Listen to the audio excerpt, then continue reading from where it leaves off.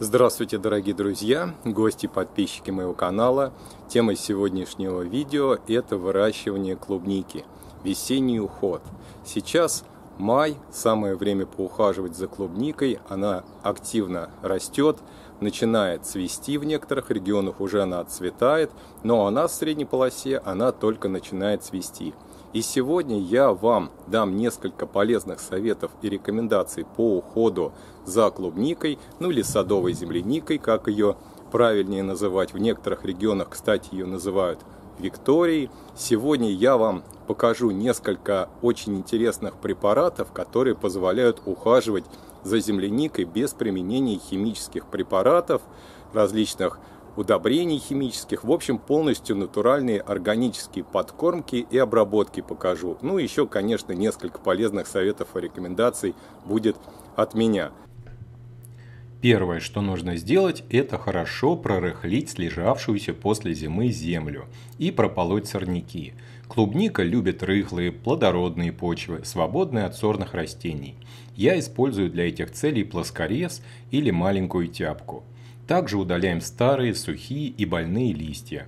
После прополки и рыхления клубнику обильно поливают. В этот момент можно рассадить укорененные молодые кустики клубники на новое место. Второе. Это подкормка. И тут может быть множество вариантов, но я вам хочу показать сегодня два натуральных удобрения, полученных после переработки скорлупы грецких орехов.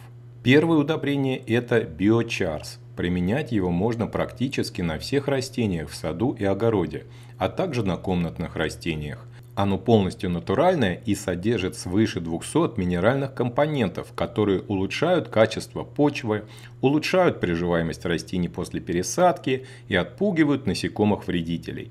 Я рассыпаю примерно 1 чайную ложку этого удобрения под кустик клубники и немного заделываю в почву. Второе удобрение – это зола. Но не обычная из печи, а зола повышенного качества от сжигания скорлупы грецких орехов.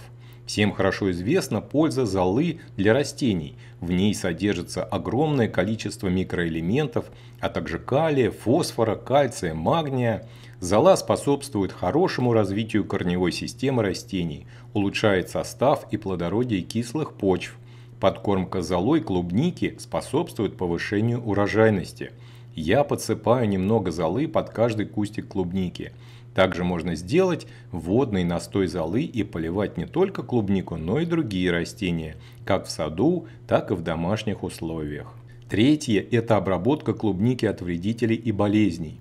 В этом вам поможет натуральный, безопасный препарат, а именно древесный уксус, который также получают из скорлупы грецкого ореха. Основные насекомые вредители на клубнике – это клещ и долгоносик, и если оставить растение без обработки весной, то урожай ягод можно и не собрать. Но применять химические препараты не хочется, так как у них долгий срок ожидания после обработки. Древесный уксус способен защитить клубнику от этих вредителей даже во время созревания ягод. Достаточно несколько раз обработать кустики, и он безопасен для человека и животных. Кроме этого, он еще и хороший стимулятор роста. В общем, хороший препарат. Рекомендую. Четвертое – это мульчирование. Я применяю для этого хвойный опад. Это старая хвоя от елей и сосен. Каждую весну я рассыпаю ее небольшим слоем под кустами клубники. Хвоя не дает почве быстро пересыхать, сдерживает рост сорняков, способствует повышению плодородия почвы и размножению полезных микроорганизмов. Также хвоя защищает созревшие ягоды клубники от слизней и улиток. Друзья мои, с помощью вот таких натуральных современных препаратов можно выращивать клубнику безо всякой химии. Ссылки на данные препараты будут в описании ниже под роликом. Если видео вам понравилось, подписывайтесь на канал, поставьте лайк. Хороших вам урожаев!